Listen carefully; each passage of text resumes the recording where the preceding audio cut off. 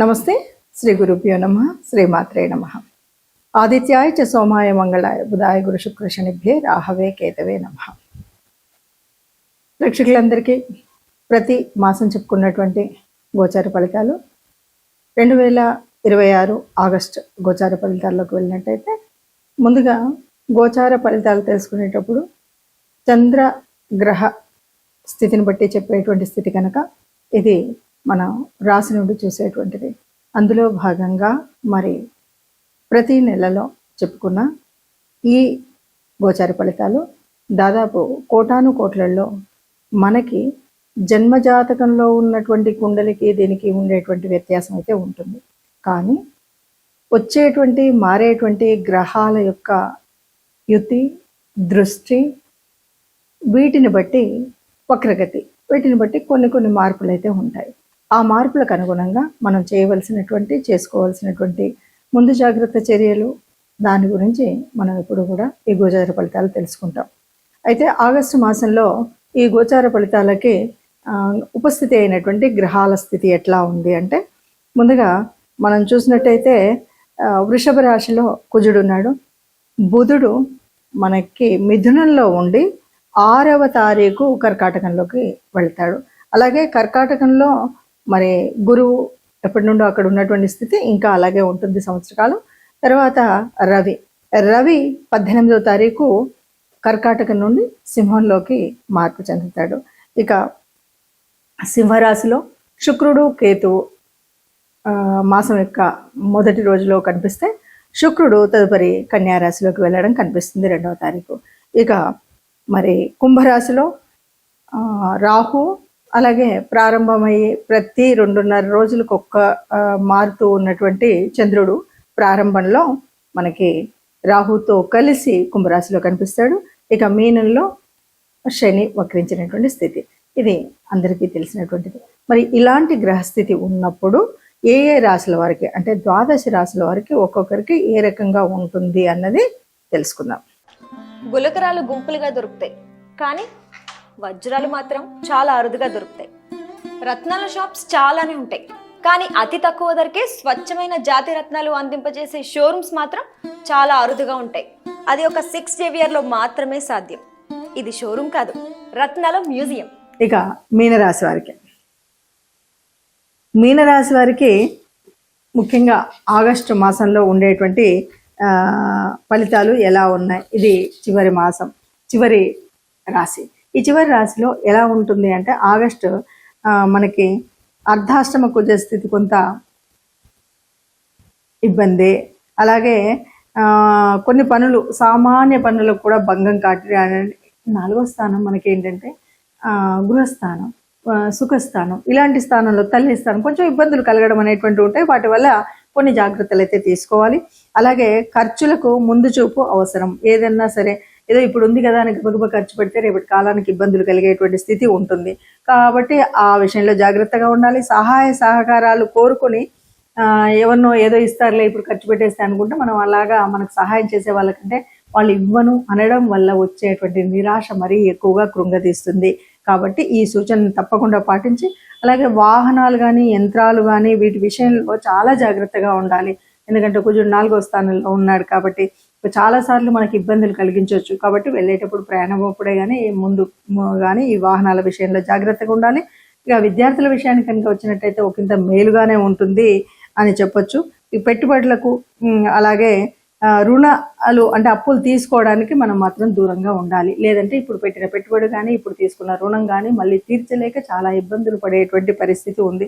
ఈ అయినప్పటికీ కూడా ఏది ఏమైనా మనం ఈ నెలంతా హాయిగా ఉండాలంటే చెప్పబోయే రెమెడీలను చూసి వాటిని ఆనుకూలంగా తీర్చుకున్నట్టయితే హాయిగా ఉంటామని చెప్పాలి. ఇప్పటి వరకు మీరు గ్రహించినటువంటి వాటిల్లో దాదాపుగా గ్రహాల యొక్క స్థితే కాకుండా మాసం యొక్క ప్రత్యేకత కనుక తీసుకున్నట్టయితే, దాదాపు శ్రావణ మాసంలోనే మనకి ఆగస్టు మాసం అంతా కనిపిస్తుంది. శ్రావణ మాసం అనగానే శ్రావణంలో ఉండేటువంటి పూజలు, వ్రతాలు ఒకవైపు, అంతేకాకుండా స్వాతంత్ర దినోత్సవం అనేటువంటి పండుగ కూడా మనకి ఇందులోనే కనిపిస్తుంది. దీనితో పాటు మనం గ్రహాల యొక్క మార్పు వల్ల వచ్చేటువంటి చంద్ర, సూర్య గ్రహణాలు అనేది వినబడుతుంది.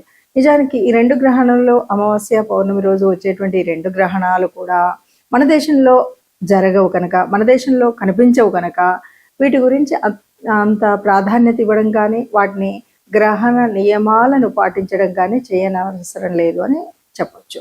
ఇక ఇక్కడ మనం మిగతా గ్రహాలు కనుక చూసినట్టయితే మనం ఏ రాశికైనా సరే కొన్ని గ్రహాల యొక్క అనుకూలత కోసం కానీ, దైవానుగ్రహం కోసం కానీ మనం చేసుకోవలసినటువంటి కొన్ని నియమాలు అయితే మనకు తెలుసు. దాంట్లో ముఖ్యంగా గురువు యొక్క మార్పు వల్ల కానీ, గురువు యొక్క అలాగే శని వక్రీకరణ వల్ల కానీ, ఈ రెంటి వల్ల కూడా మనకు కనిపించేటువంటి వాటిల్లో ముఖ్యంగా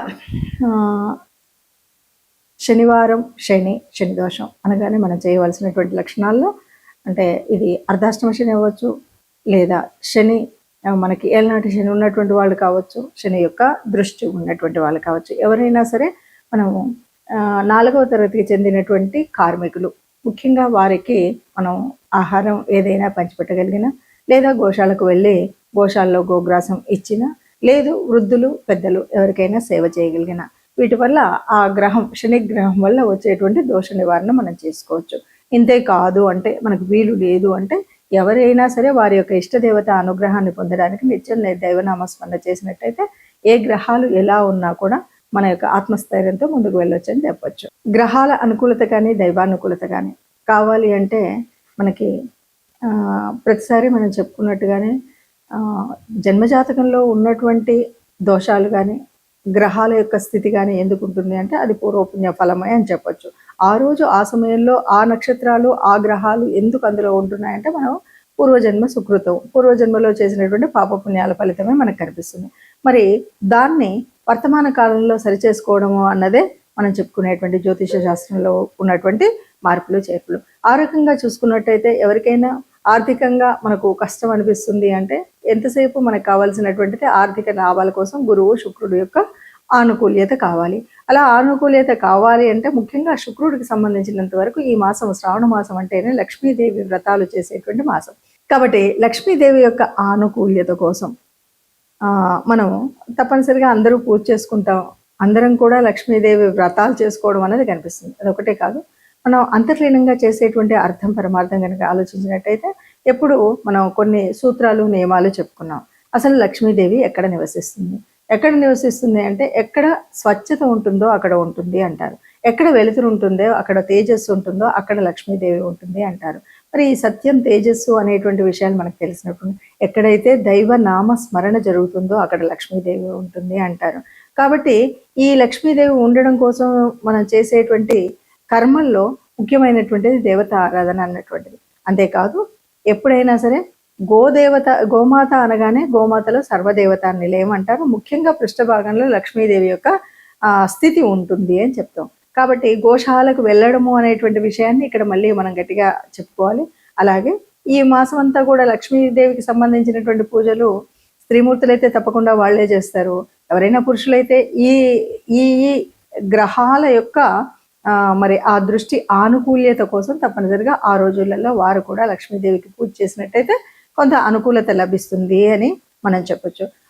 ఏదేమన్నా సరే లక్ష్మీదేవి అనగానే అది చాంచల్యం కలిగినటువంటిది అందరికి తెలుసు. లక్ష్మి స్థిరంగా ఒక చోట ఉండదు, కానీ స్థిరంగా ఉండాలి అంటే తప్పనిసరిగా చేయవలసినటువంటి నియమాలు ఇంతకు ముందే మనం చాలాసార్లు చెప్పుకున్నాం. అయినప్పటికీ కూడా లక్ష్మీదేవి మన దగ్గర ఉండాలంటే ఎప్పుడు కూడా ఆనందంగా, స్వచ్ఛంగా, సత్యంతో, గాలి వెలుతురు అన్నీ సరిగ్గా ఉండేలాగా ఉండడం, ఏదైనా అపశృతులు రాకుండా చూసుకోవడం అనేటువంటి మాటలు మనం ఎప్పుడు చెప్పుకుంటాం. ఆ విధంగా మనం ప్రవర్తించినట్టయితే, అలాగే సహాయం అనేది ముఖ్యంగా ఎవరైతే బాగా ఉన్న వాళ్ళకి సహాయం చేయడం అని కాదు, ఎవరైతే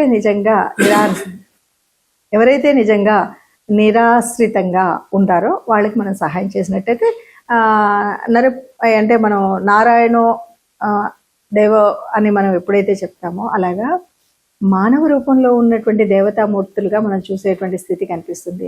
మనుషుల్లోనే మాధవుని చూసేటువంటి పరిస్థితి కనిపిస్తుంది. కాబట్టి మనం ఎవరికైనా సహాయం చేసినట్టయితే లక్ష్మీదేవి మనకు అనుగ్రహిస్తుంది. ఇప్పుడు ఈ పరిస్థితి ఎందుకు అంటే ఎక్కడైతే గురువు కానీ శుక్రుడు కానీ అననుకూలతగా ఉన్నటువంటి ఏ గ్రహం ఏ రాశి వాళ్ళైనా సరే ఈ రకంగా మనం పూజ చేసినట్టయితే మనకు లక్ష్మీదేవి అనుకూలత పొందొచ్చు.